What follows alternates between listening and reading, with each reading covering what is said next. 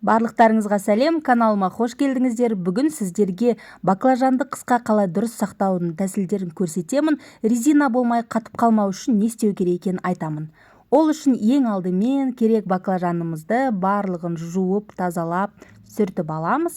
Одан кейін формасына байланысты дөңгелектеу, жуандау деген баклажандарды алып, оларды осындай дөңгелектер етіп кесеміз. Бұл бізде тещин язык секілді салатқа, запеканкаларға керек болады. Қалыңдығы шамамен примерно осындай.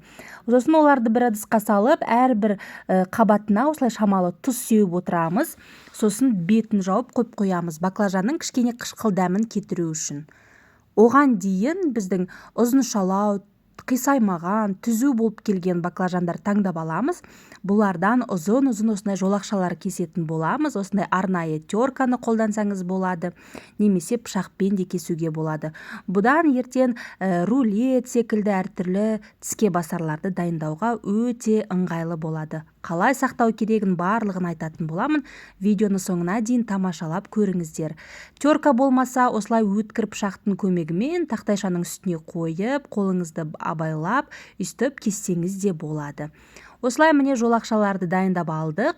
Енді пештің ыдысына астына шамалы май жағамыз, және де соның үстіне біздің баклажандарды барлығын орналастырып, олардың да бетіне шамалы май сеуіп, оларды кисточкамен жағып қоямыз. Сосын қызып тұрған 190-200 градус пеште қызарғанша пісіріп аламыз. Ол піскенше дейін біз үшінші түрін дайындаймыз. Бұл бізде сорпаға, әртүрлі тағамдарға, подливтарға қосуға арналған әдісі. Мен осылай 3 бұрыш етіп кесемін. Видеода көргендеріңіздей ортасынан бөліп, 6-ға бөлемін. Сол кезде әрбір кусочегінде, әрбір бөлігінде баклажанның қабығы болады, байқасаңыздар. Себебі баклажанды білесіздер ғой, орта жағы жұмсақ болады. Егер оның қабығы ұстап тұрмаса, орта жағы езіліп, жылжырап кетеді. Сол үшін мен осылы әдіспен кесемін. Сол кезде әрбір бөлігінде баклажанның қабығы болады, олар бір тұтас болып тұрады. Енді біздің бірінші дайындаған баклажанымыз осылай міне суы шығып, қышқыл дәмі шығып тұрады. Оны жуып, шайып, осылай жайып қоямыз. Оған дейін суымызды ысытып, біздің 4 бұрышты, 3 бұрышты етіп тураған баклажандарымызды қайнап тұрған суда 1-3-4 минутта қайнатып аламыз. Себебі баклажанды осылай шикі күйінде қатыратын болсаңыз, олар ертең тамаққа қосқанда, еріткенде қап-қатты бір резина секілді, губка секілді дәмі кетіп қалады. Сол үшін осылай қайнап тұрған суда 3-4 минут бұрқ етіп қайнатып алған дұрыс болады. Қайнатып алғаннан кейін шамалы суын құрғатып сорғыту үшін осылай орамалдың үстіне жайып қоямыз. Енді біздің бұл баклажанымыздың суы құрғанғанша дейін дөңгелек етіп кескен баклажандарды майға қуырып аламыз. Көрдіңіз бе, өз уақытыңызды сол кезде үнемдейсіз. Әр қайсысын өз ретімен орындайтын болсаңыз, уақытыңыз да үнемделеді, басқа да заттарыңыз бәрі дайын тұрады. Біздің баклажандар құрғағанша осылай дөңгелектердің барлығын қуырып салфетканың үстіне қоямыз. Сол кезде бізде ертең салат жасаған кезде баклажаныңыз дайын тұратын болады.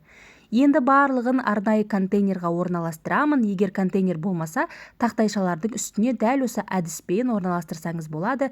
Әр қайсысын қабаттың ортасына пакет төсесеңіз, осындай мешочек, олар жабыспай тұрады. Екінші қабатына осы дөңгелек баклажандарды да дәл осылай қабат-қабат етіп арасына осындай мешочекті төсеп орналастырамын. Бұны біз қазір морозильникке жіберіп, қатырып алатын боламыз.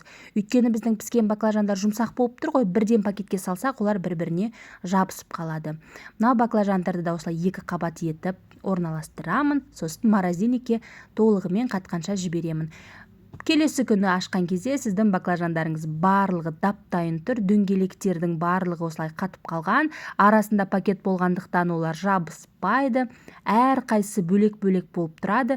Ертең қолданатын кезде морозильниктен шығарасыз, өзіңізге керек штук баклажанды алып қаласыз, мысалы салатыңызға бір тарелкаға қанша керек. Сонда тарелканың үстіне 3-4 минутқа қойсаңыз, олар тез ериді.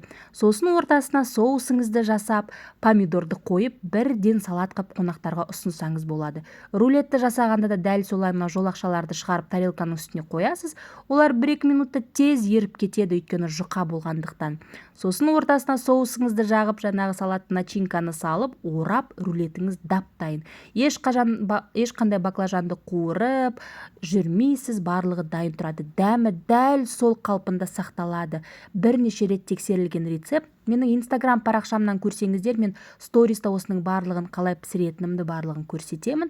Instagram парақшама да тіркеліп қойыңыз, Риза Нұрланқызы деп іздесеңіз таба аласыз. Дәл осы әдіспен баклажандарды қысқа сақтап көріңіз, өте пайдалы, дәмі барлығы сақталады. Видео ұнаса лайк басып, комментарий жаза кетіңіз.